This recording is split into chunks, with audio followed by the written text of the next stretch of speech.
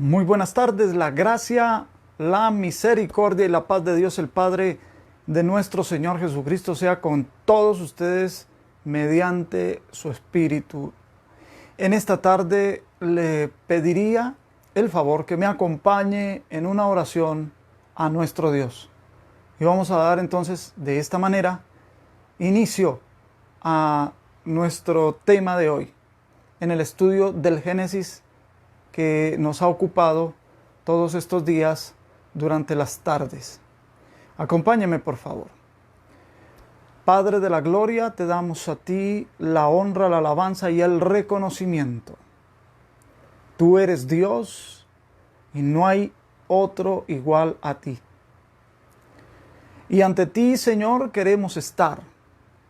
Y para ello nos presentamos delante de ti, postrados en nuestro corazón, de forma humilde, Señor, reconociendo nuestra condición y reconociendo lo que tú eres, tu majestad, tu soberanía, tu poder, tu gloria, pero también tu misericordia, bondad y gracia.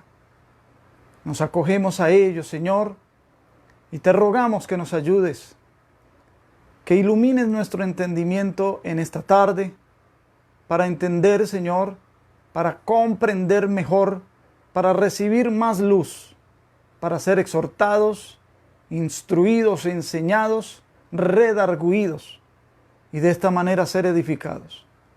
Reprendemos todo espíritu de error y todo espíritu de confusión, lo reprobamos, lo reprendemos, y lo echamos fuera en el nombre de Jesús. Y declaramos en esta hora, en cada uno de los lugares en donde mis hermanos están conectados, un ambiente de libertad para el estudio de tu palabra. Aquí mismo, Señor, a mi vida también, Señor, sea manifestada la libertad, sea manifestada, Señor, el ambiente propicio para podernos concentrar en tu palabra, Señor, por unos minutos. En Cristo Jesús, nuestro Señor y Salvador. Amén y amén. Bueno, al finalizar nuestro estudio, vamos a saludar, hacer un saludo general a todos los hermanos que de una u otra manera se conectan, que apartan este tiempo cada tarde para el estudio de la palabra del Señor. Pero quiero animarles, mis amados hermanos, a que continúen. Estamos en medio de tiempos peligrosos. La Biblia dice que en estos tiempos habrá comezón de oír la palabra de Dios, pero que asimismo se amontonarán falsos maestros y que engañarán a muchos, si fuere posible, aún a los mismos escogidos. Es decir, muchos de los escogidos podemos, me incluyo, podemos ser engañados. Por eso tenemos que a diario estar agarrados de la mano del Señor, solicitando su ayuda, la iluminación de su Espíritu, para que el Señor nos preserve del error y estar en constante estudio de la palabra del Señor. Mira, yo te voy a expresar algo, hermano querido, yo te voy a expresar algo, y es que muchas veces enseñamos, no con mala intención, enseñamos mal. No lo hacemos con mala intención, sino que lo hacemos por ignorancia. Y la ignorancia hace que muchas veces la enseñanza sea errónea. No tanto como herética. Bueno, hay algunas enseñanzas que ya sesgan con la herejía y que se sostienen allí, ¿no? Una cosa es que de pronto por ignorancia uno diga algo que resulte ser un error, y otra cosa es cuando con intención y con conciencia se está haciendo apología a una mentira, a un paradigma, pero que no es necesariamente la verdad que hay en la palabra del Señor. Gloria al Señor. Bueno, el hermano Arbey Acosta dice que está un poco pausado. Bueno, por estos días ha estado molestando la internet, sin embargo, pues ahí queda, de todas maneras, mis amados hermanos, el video grabado. Vamos a continuar en nuestros pasos. Quiero anunciarles, hermano, para la semana entrante, Dios mediante, con la ayuda del Señor, estaremos dando ya los detalles y la información última sobre el seminario virtual, seminario teológico aprobado por resolución de la Secretaría de Educación. El seminario está diseñado para estudiarse en 14 meses, entonces vamos a estar informando la intensidad horaria, los días de clase y bueno, el costo. Ya por ahí hay una publicidad sobre el costo del seminario. Ya hay hermanos y hermanas que están interesados y me lo han hecho saber, así que la próxima semana vamos a estar dando la información, finiquitando la información sobre el seminario virtual, sobre todo a mis hermanos que están fuera de la ciudad donde yo resido, que es en Villavicencio, y hay hermanos en Bucaramanga, hay hermanos en La Guajira, hay hermanos en Cúcuta, hay hermanos en el Huila, y también que están interesados, hermanos en Bogotá. Y bueno, entonces para todos los hermanos que estén interesados, esto es interdenominacional. Esto no lo promueve una denominación en particular, es independiente a lo denominacional, es directamente con la Secretaría de Educación, y este humilde servidor es el director y también funjo como maestro del seminario. 12 materias, 14 meses, así que puede estar usted listo estudiando un par de días a la semana. Entonces, mis amados, los animo, me hagan saber. Yo ya estoy tomando una lista para aquellos que están interesados. Vamos a finiquitar toda la información y luego entonces armaremos un grupo donde estamos lanzando la información de cómo lo vamos a hacer y por dónde vamos a aparecer. Entonces, los bendigo en el nombre del Señor. Saludos a la pastora Luz Miriam Ochoa. Pastora, bendiciones y Dios te bendiga. Amén. En Holanda, Sandra Abugaida. Ya sé quién es. Ya sé, Sandrita. Dios te bendiga, ya me acordé de ti. Sí, amén, bendiciones. También Gina Gómez, mil bendiciones. Bueno, vamos ahora sí, damos inicio a nuestro estudio. Ayer solamente avanzamos hasta en el capítulo 2, hasta el versículo 8, que dice: y Jehová Dios plantó un huerto en Edén al oriente y puso allí al hombre que había formado. Entonces, para retomar el hilo,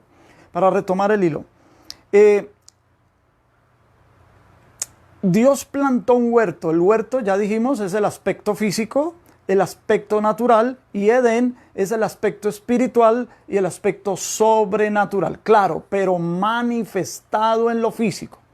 Y dice que huerto en Edén al oriente, que es una referencia geográfica que ya utiliza Moisés en su tiempo. Y ahorita vamos a hablar un poquito de eso, de la referencia geográfica. Y puso allí al hombre que había formado. Todavía no dice que había hecho, y no puede decir que había hecho porque todavía la obra no estaba terminada. Había formado solamente al varón. Faltaba formar ahora a la mujer del costado del varón. Pero algo que quedó pendiente, mis amados, sobre esto de el Edén, el huerto y el Edén. Este fue el modelo que observó Moisés para luego construir el tabernáculo. Voy a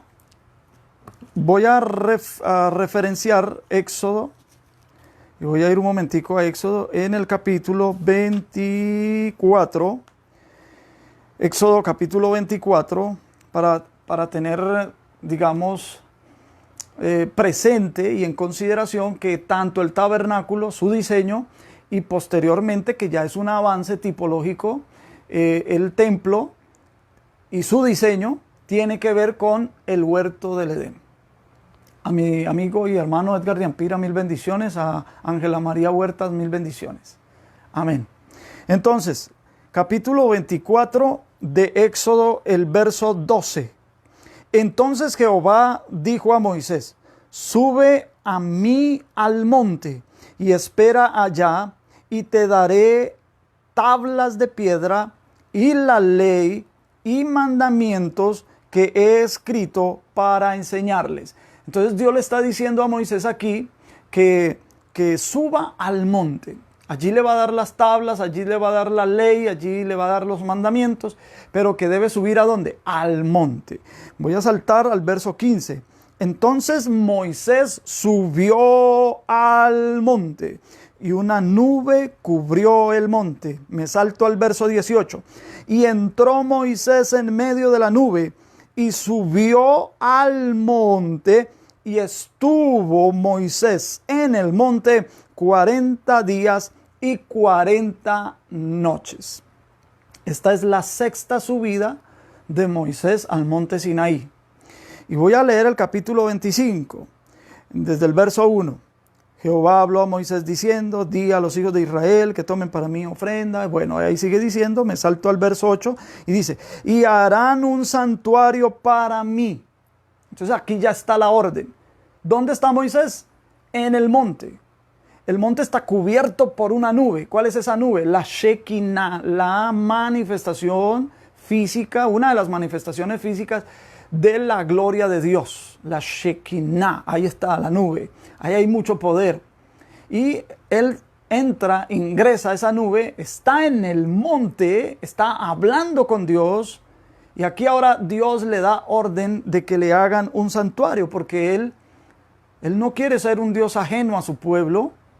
Él quiere vivir en medio de su pueblo. Ya ustedes habrán leído un salmo de David cuando dice que el Señor habita en medio de las alabanzas de su pueblo. Él habita en medio de su pueblo. Y esa es la intención, y por eso le dice aquí en el capítulo 25, verso 8 de Éxodo, y harán un santuario para mí y habitaré en medio de ellos. Verso 9, conforme a todo lo que yo te muestre. ¿Cómo vas a hacer el santuario? Conforme, es decir, con la forma de lo que yo te muestre, el diseño del tabernáculo y el diseño de todos sus utensilios, así lo haréis. Y ahí comienza a especificar, habla del arca del testimonio, luego habla de la mesa de los panes de la proposición, habla del candelero de oro, ya luego habla cómo va a ser el tabernáculo en el capítulo 26, y antes de llegar al capítulo 26, ahí mismo en el capítulo 25, el último versículo del capítulo 25, que es el versículo número 40, dice, mira y hazlos conforme al modelo que te ha sido mostrado en el monte.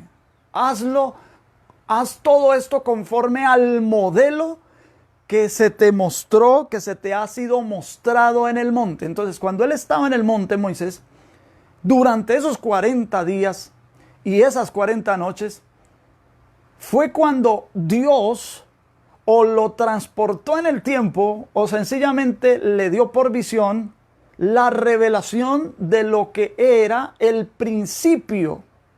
Y por eso él pudo escribir, en el principio creó Dios los cielos y la tierra.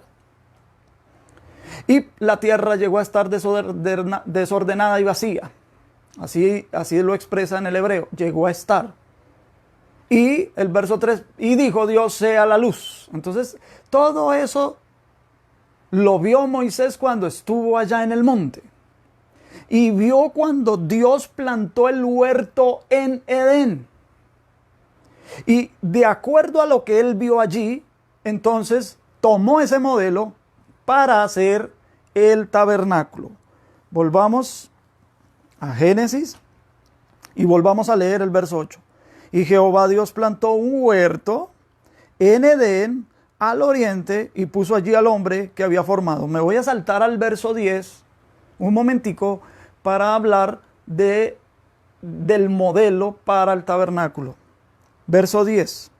Y salía de Edén un río para regar el huerto, y de allí se repartía en 4 brazos. Bueno, después vamos a hablar de los 4 brazos de ese río y los nombres y todo eso.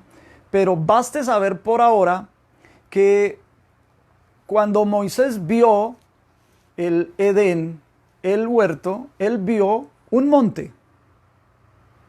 Y este monte, que es la referencia física del Edén, de allí nacía el río, salía el río, bajaba para regar el huerto y luego se desprendía en 4 brazos. En el hebreo dice en 4 cabezas. Entonces, el Edén, es decir, el monte, que siempre ha simbolizado el imperio de Dios, el Edén, el reino de Dios manifestado aquí en la tierra, es el tipo o el modelo para el lugar santísimo.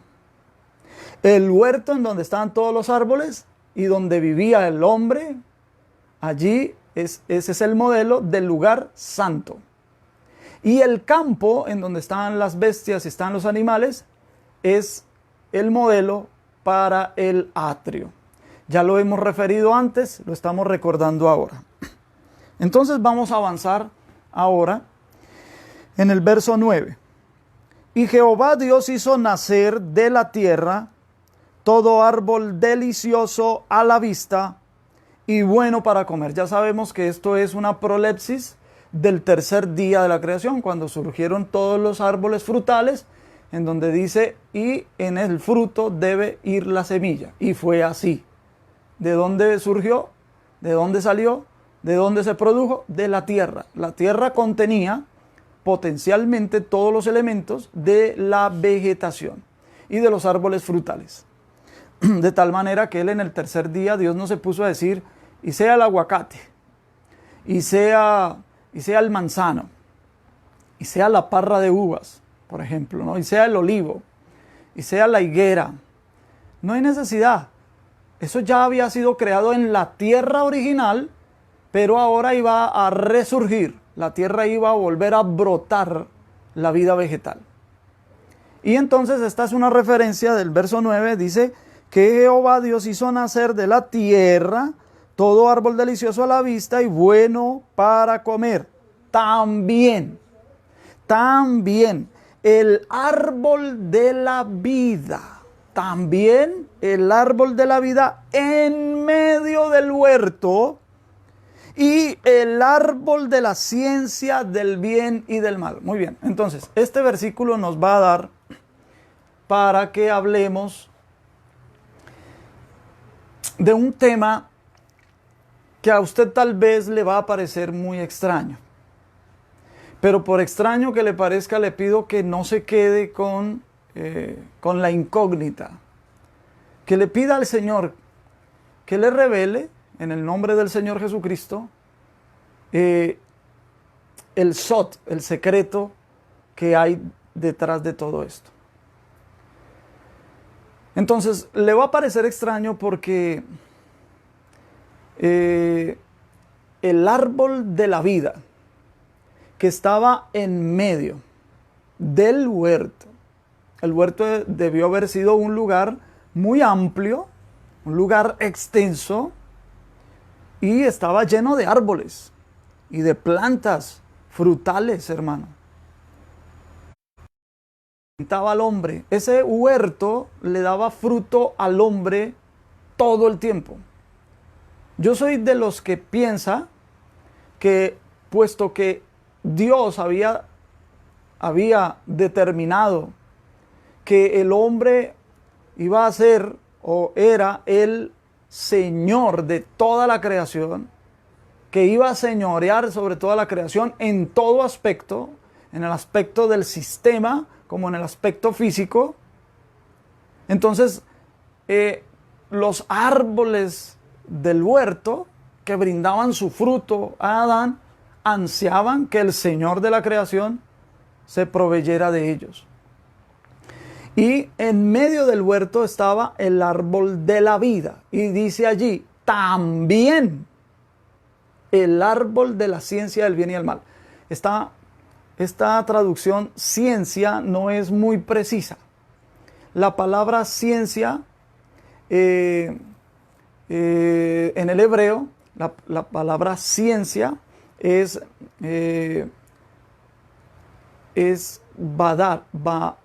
bamar. Y la palabra conocimiento es da'at. Entonces, en la Biblia, la ciencia es información, pero el conocimiento es relación. Ejemplo, podemos leer en el capítulo número 4, versículo 1. Conoció a Adán a su mujer Eva, la cual concibió y dio a luz. Entonces, esto de conoció, la Biblia utiliza la palabra da'at, conocer, para hablar de relación. Y no cualquier relación, sino de la relación íntima. Una relación íntima. En el aspecto sexual, para procrear. Porque aquí, en el verso 1, conoció a Adán a su mujer Eva, la cual concibió y dio a luz a Caín. Y luego en el capítulo 5, en el capítulo 4 ahí mismo, verso 25, y conoció de nuevo a Adán a su mujer, la cual dio a luz un hijo. Amén. Entonces, mis amados, aquí tenemos que da'at, que es la palabra hebrea para conocimiento, es también una palabra que está en Isaías. Vamos a ir un momentico allí, Isaías en el capítulo 11, y vamos a leer ese versículo hermoso. Versículo 2, capítulo 11 de Isaías, versículo 2. Hablando del Mesías, dice, y reposará sobre él el Espíritu de Jehová. Y mire el Espíritu de Jehová cómo se manifiesta. El Espíritu de sabiduría, de inteligencia, Espíritu de consejo y de poder, Espíritu de conocimiento. Ahí está la palabra conocimiento, que es exactamente en el hebreo la misma que hay en Génesis capítulo 2, versículo 9. Árbol del conocimiento, Da'at. Y Da'at es un aspecto del Espíritu Santo.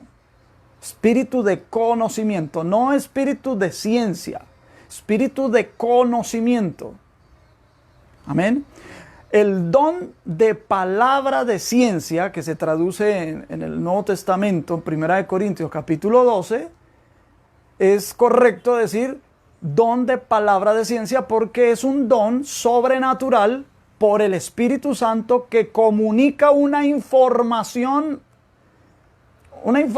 X. No es que el Espíritu comunica toda la información de la otra persona, sino por eso se llama don de palabra de ciencia. El don de palabra de ciencia significa que le viene a la persona de forma sobrenatural una información respecto a, sin que haya manera de que esta persona sepa eso. Simplemente le viene por el Espíritu Santo, se activa ese don y la persona resulta, por el don de palabra de ciencia, sabiendo lo que ocurre. Tiene que ver con el presente de otra persona. Bien, volvamos a Génesis. Entonces, el árbol de la vida en medio del huerto y el árbol de la ciencia del bien y del mal. Ambos árboles están en medio del huerto. Y voy a decir lo que le va a parecer extraño. Los dos árboles son del mismo género. ¿Cómo la ve? Son dos árboles, pero son del mismo género. ¿Y por qué lo sabemos? Ya lo leímos en Isaías, Isaías tiene el Espíritu Santo, uno de sus aspectos es el conocimiento, relacionarse. El Espíritu Santo es el que se relaciona con el creyente.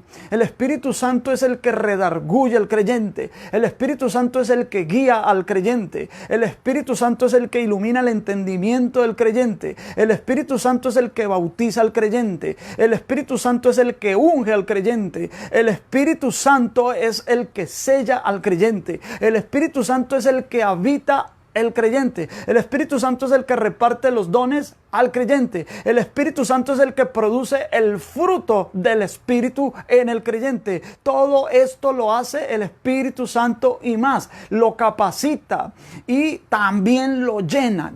El Espíritu Santo llena al creyente. Cuando el creyente lo busca, cuando el creyente lo solicita, cuando el creyente es diligente, el Espíritu Santo viene y limpia, lava, regenera, renueva, llena, bautiza, sella, habita, unge, guía, enseña, etcétera, etcétera, etcétera. Todo esto con el fin de ¿qué? De que el hombre se pueda relacionar con Dios. Entonces, ese aspecto del Espíritu Santo, el conocimiento, viene de Dios. Ahora bien, el árbol del conocimiento del bien y del mal es de un mismo género con el de la vida, porque el conocimiento está contenido en la vida. Es decir, la vida contiene el conocimiento. Amén. Entonces, el conocimiento o el árbol del conocimiento es la relación externa entre el bien y el mal. Entonces aquí viene lo difícil, porque es el conocimiento del bien y del mal. Para esto, mis amados hermanos, antes de avanzar en la explicación, pido al Señor que nos ayude, porque es muy probable que nos tome el resto de la clase hablando de este árbol, pero es muy importante tener claridad en esto, porque entonces no vamos a ser engañados fácilmente. Capítulo 8 del Evangelio de Juan. Capítulo 8 del Evangelio de Juan, y en el versículo número 31 y 32. Voy a leer el 32, después leo el 31 para hacer un ejercicio interpretativo. Nosotros, los cristianos evangélicos, cuando le hablamos a los amigos que no han recibido a Cristo en su corazón, tenemos uno de los versículos dentro de nuestro repertorio, de Juan capítulo 8, verso 32, que dice: y conoceréis la verdad, y la verdad os hará libres. Entonces nosotros le decimos a los amigos cuando le estamos predicando: amigo, la Biblia dice, conoceréis la verdad y la verdad os hará libres. Y luego decimos: ¿y quién es la verdad? La verdad es Jesucristo. ¿Por qué? Porque lo dice aquí mismo en el Evangelio de Juan 14, verso 6, yo soy el camino y la verdad y la vida, y nadie viene al Padre sino por mí. Entonces, como conectamos estos dos versículos en cuanto a la verdad, pues entonces resulta ser un versículo para evangelizar, y lo cual está bien, es perfecto, es legítimo hacerlo. Pero cuando contextualizamos el versículo de Juan 8:32, vemos que originalmente estas palabras salieron de la boca del Señor Jesús, dirigidas a judíos que habían creído en Él. Leamos Juan 8, verso 31. Dijo entonces Jesús a los judíos que habían creído en Él: si vosotros permaneciereis en mi palabra, seréis verdaderamente mis discípulos. Y luego sí dice: y conoceréis la verdad, y la verdad os hará libres. Conoceréis la verdad y la verdad os hará libres. La pregunta es: ¿qué es lo que nos hace libres? Finalmente lo que nos hace libres es la verdad.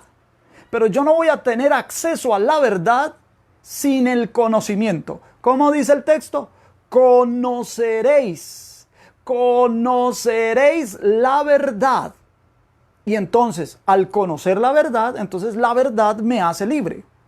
Yo no voy a pretender que la verdad de manera automática me haga libre. Cristo quiere hacerme libre. Uno de sus logros fue hacerme libre, libre de la ley, libre de la condenación, libre del pecado. Pero yo tengo que poner mi cuota. Yo tengo que trabajar para eso. Yo tengo que volverme colaborador de Dios. ¿Cómo lo hago? Una de las cosas por las que yo debo empezar es con el conocimiento de la verdad. Yo debo empezar a relacionarme con la verdad. ¿Quién es la verdad? Cristo es la verdad. ¿Cómo me relaciono con la verdad? Vea, a través de su palabra. Aquí es donde yo veo quién es la verdad y cómo es la verdad. Entonces, esto de conocer la verdad es una relación, hermano. Es una relación de persona a persona. No es solo la información que yo pueda tener, sino la relación. A eso es que va la Biblia. Por lo cual también podemos explicar, y lo voy a citar, digamos, de memoria, aquel versículo o aquel texto en donde se nos dice, que está en Mateo, en donde se nos dice que muchos en aquel día, el día del juicio, se presentarán diciendo: Señor, Señor, en tu nombre echamos fuera demonios, en tu nombre profetizamos, y en tu nombre hicimos muchos milagros. Y el Señor les responderá: nunca os conocí, apartaos de mí, hacedores de maldad. ¿Qué es lo que les está diciendo el Señor ahí? ¿O qué es lo que les va a decir el Señor en el día del juicio ahí? Les dice: nunca tuve relación íntima con ustedes, nunca os conocí. Por lo tanto, apartaos de mí, hacedores de maldad. Entonces, ¿notan ustedes que el Señor no revierte la prerrogativa de ellos? Es decir, el Señor no les dice: mentirosos, ¿cómo que profetizaban? ¿Cómo que echaban fuera demonios? Eso no era así. No, el Señor no contradice. El Señor acepta que eso sí se hacía. En alguna otra oportunidad el Señor dijo: el que conmigo no recoge, ¿realmente qué? Desparrama. De manera entonces que estas personas que echan fuera demonios, que profetizan, que hacen milagros, y yo creo en lo sobrenatural de Dios, y creo en el echar fuera demonios, y creo que los demonios se sujetan en el nombre de Jesús, y creo también en la profecía, y creo también en los milagros.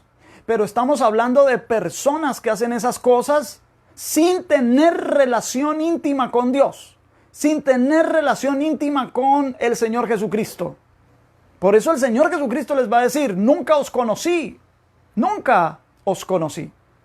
Nunca tuve una relación con ustedes, nunca tuvimos una relación. Apartaos de mí, hacedores de maldad. La pregunta es entonces: ¿cómo lo lograban? Si el Señor no los desmiente, ¿cómo lo lograban? Porque usaban el nombre de Jesús. El nombre de Jesús es muy poderoso. Entonces aquí tiene que ver, hermano, esto de la relación, el conocimiento. Entonces, conocimiento del bien y del mal. ¿A qué se refiere con el árbol del conocimiento del bien y del mal? Definamos lo que es el bien y lo que es el mal. Definamos ambas cosas. ¿Qué es el bien y qué es el mal? Bueno, para poder entender el bien y el mal y poderlo definir, tenemos que entender la verdad. La verdad, ¿cómo la pudiéramos definir? La verdad es saber lo que es el bien y lo que es el mal. Lo que es el bien y lo que es el mal. Es decir, nuestro Señor Jesucristo nos presenta el bien para que sigamos el bien. Y nos presenta el mal para que nosotros resistamos el mal. Amén. Esa es la verdad.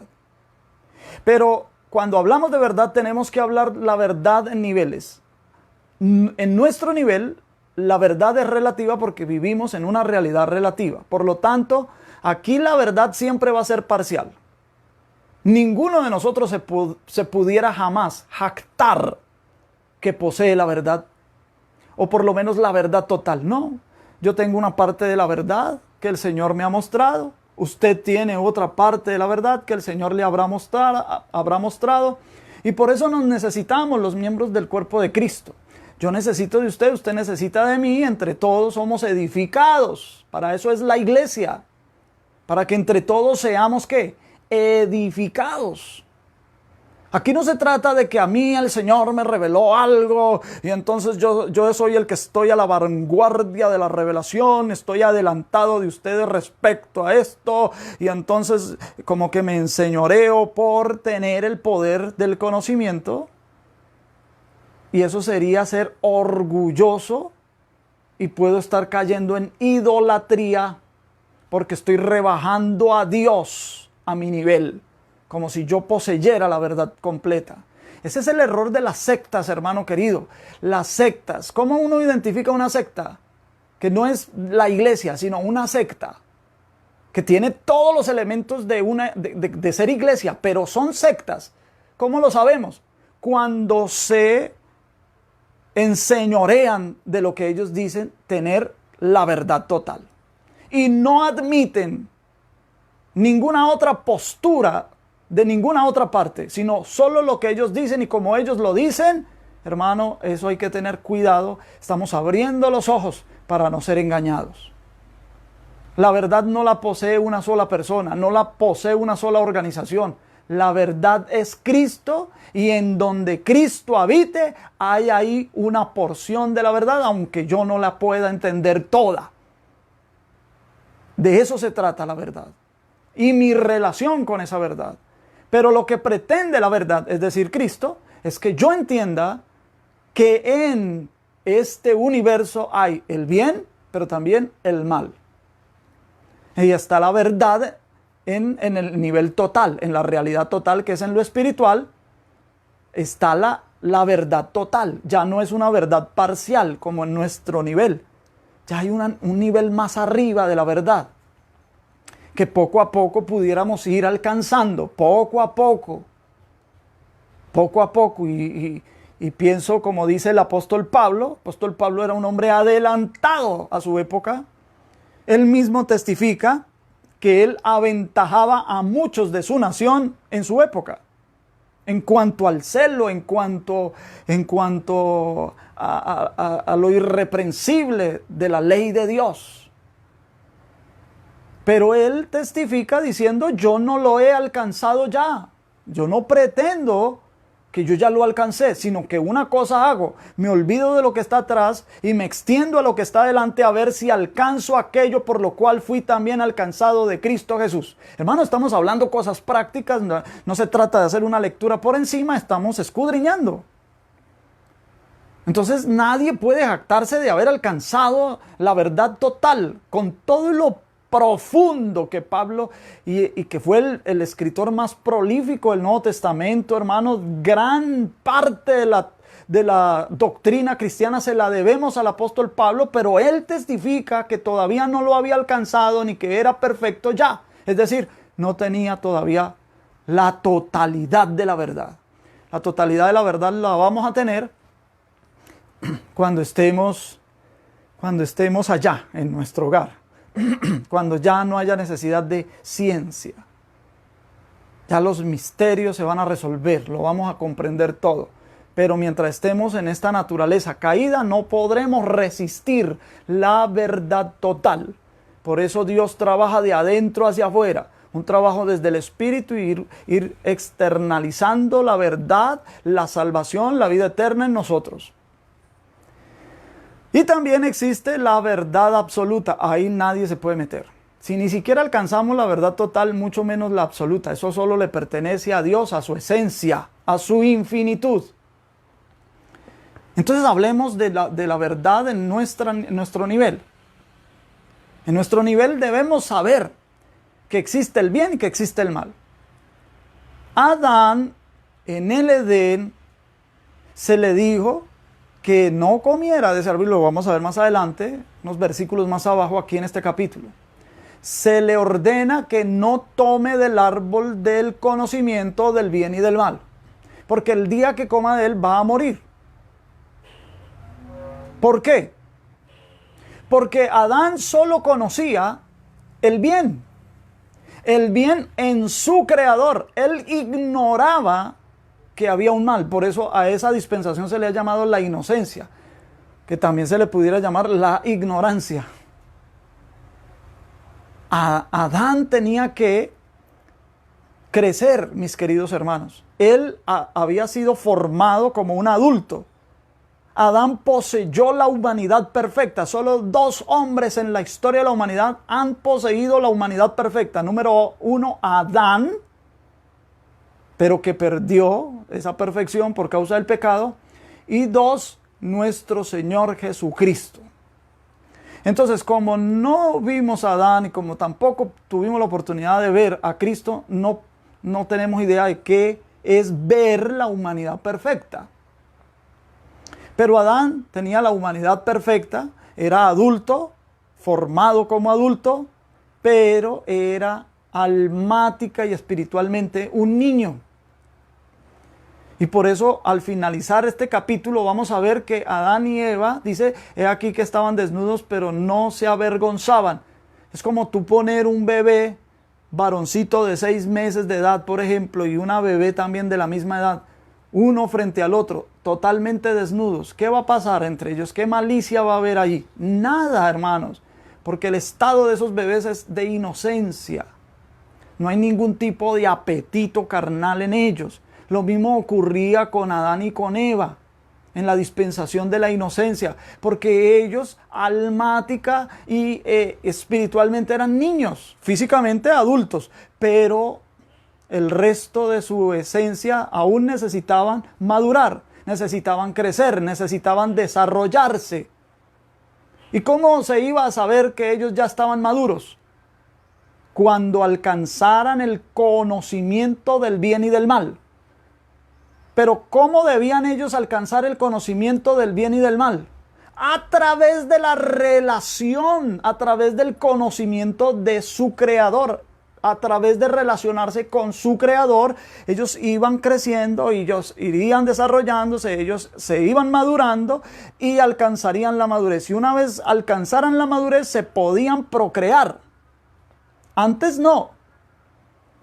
¿Qué ofrecía entonces el árbol del conocimiento del bien y del mal? No era una trampa de Dios para el hombre. No era tampoco una prueba de Dios para el hombre. Era una gentil advertencia de Dios para el hombre. Era una figura de una meta que el ser humano tenía que alcanzar. ¿Por qué Dios dejó el árbol del conocimiento del bien y del mal en el huerto, en medio del huerto, junto al de la vida? Porque eran del mismo género. Esto yo dije que les iba a parecer extraño, pero estoy explicándolo. La vida contiene el conocimiento y el conocimiento nos conduce a la vida. Claro, conocimiento no como información, repito, porque aquí se traduce árbol de la ciencia. La palabra ciencia es información, pero conocimiento es relación. ¿Qué recordaba el árbol? Que ellos necesitaban conocer más a su creador.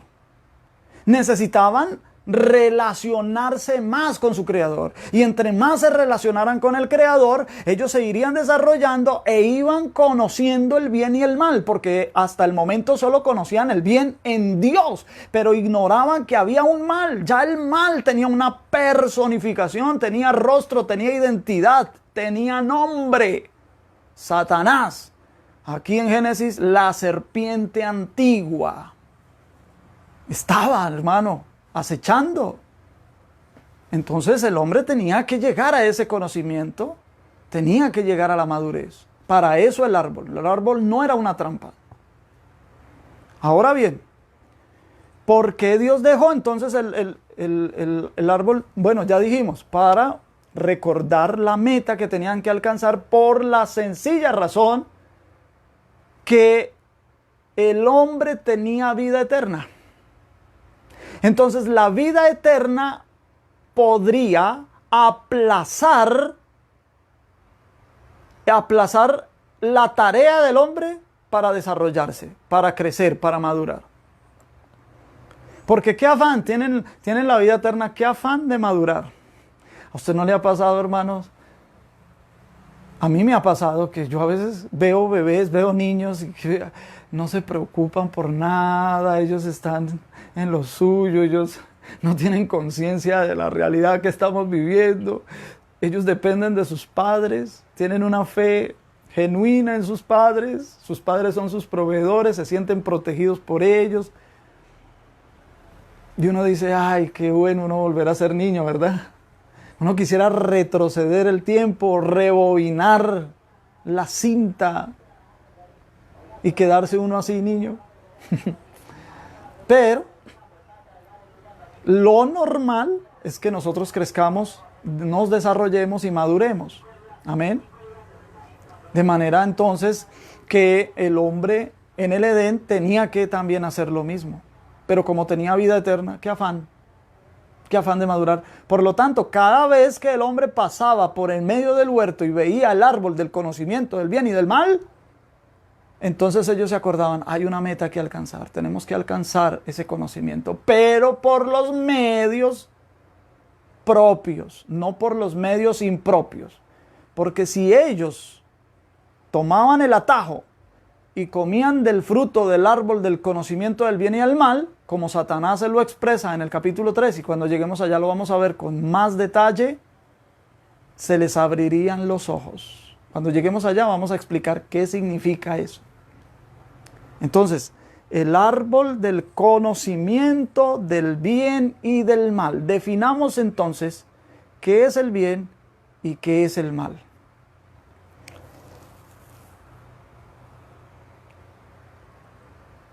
Para tener la idea, solamente la idea de lo que es el conocimiento del bien y del mal en el nivel total, es decir, la verdad total, solamente la idea, porque la verdad total para alcanzarla, hermano, requiere de dedicación, requiere de la ayuda del Espíritu Santo, requiere de nuestra relación íntima con el Señor. Entre más relación íntima que tengamos con el Señor, mira, hermano, yo conozco a ancianitos, yo he conocido ancianitos que no aprendieron nunca a leer.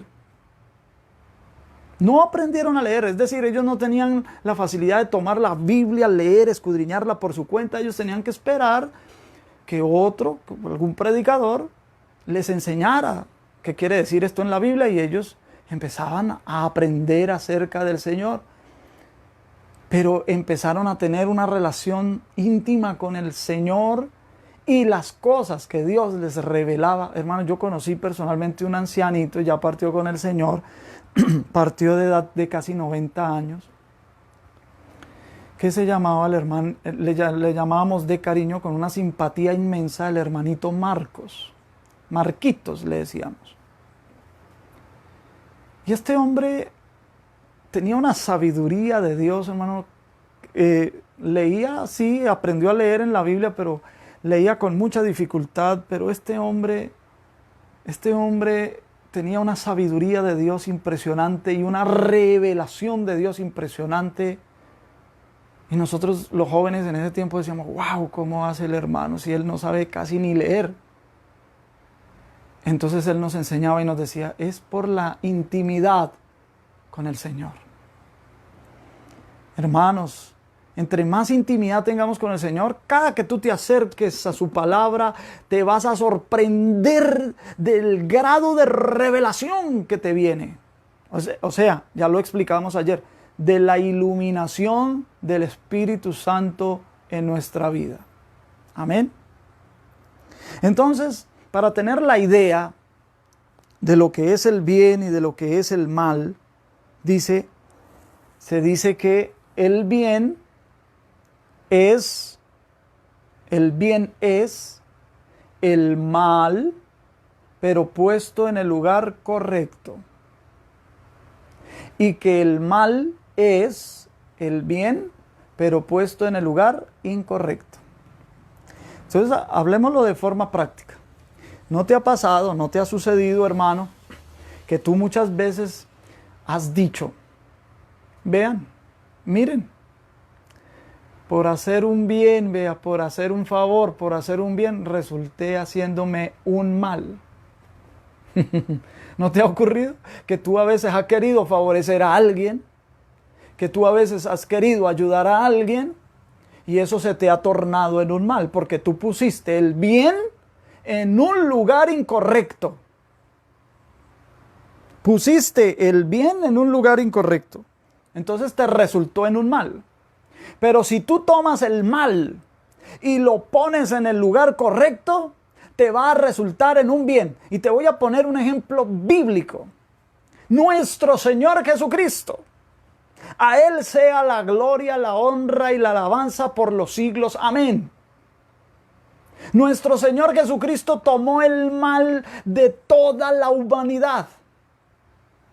Lo tomó en la cruz del Calvario. Él tomó la enfermedad.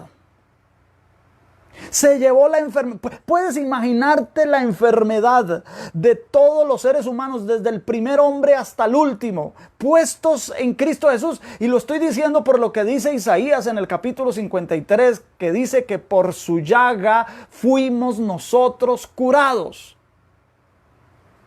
O sea que el Señor absorbió toda la enfermedad de la humanidad. Eso es el mal. La enfermedad es un mal en el ser humano. Es un mal en la humanidad, pero Cristo tomó ese mal y lo puso en él. Lo mismo que el pecado, que es lo más importante. Tomó el pecado de la humanidad, lo absorbió y lo puso en él. Él puso el pecado en él. Él se hizo pecado. Él no fue pecador, pero se hizo pecado por nosotros. Tomó la maldición que era para nosotros y se hizo maldito, porque así dice en Gálatas, maldito, escrito está, maldito todo aquel que sea colgado en un madero. Entonces Él se hizo maldito, maldición, hermanos. Por eso y con mucha razón, se ocasionó la separación entre el Padre y el Hijo. Por primera y única vez en la eternidad, el Padre estuvo separado del Hijo porque Él, el Hijo, estaba cargando con todo el pecado. Y si algo ocasiona el pecado para con Dios, es separación de Dios. Y por eso la angustia del Señor Jesús orando en el Getsemaní: Padre, si es posible, pasa de mí esta copa. Él no estaba aterrorizado por los azotes, por los clavos, por la corona de espinas. Él sabía que eso iba a ser duro, que eso iba a ser terrible, que iba a ser doloroso, agonizante. Pero lo que más aterrorizaba al Señor Jesús era la idea de estar separado del Padre. Por eso en la cruz Él le clamó diciendo: Elohí, Elohí, lama sabactani. Dios mío, ¿por qué me has abandonado? Porque Él estaba tomando todo el pecado, estaba tomando toda la maldición, estaba tomando toda la enfermedad en Él. ¿Qué hizo Cristo? Tomó un mal, mejor dicho, tomó el mal de la humanidad y lo puso en el lugar correcto, en Él. Y convirtió ese mal en un tremendo bien. Por eso dije ahora: la gloria, la honra, la alabanza sea para nuestro Señor por los siglos de los siglos. Amén y amén. Entonces, definámoslo bien otra vez para que usted se lo aprenda. ¿Qué es el bien?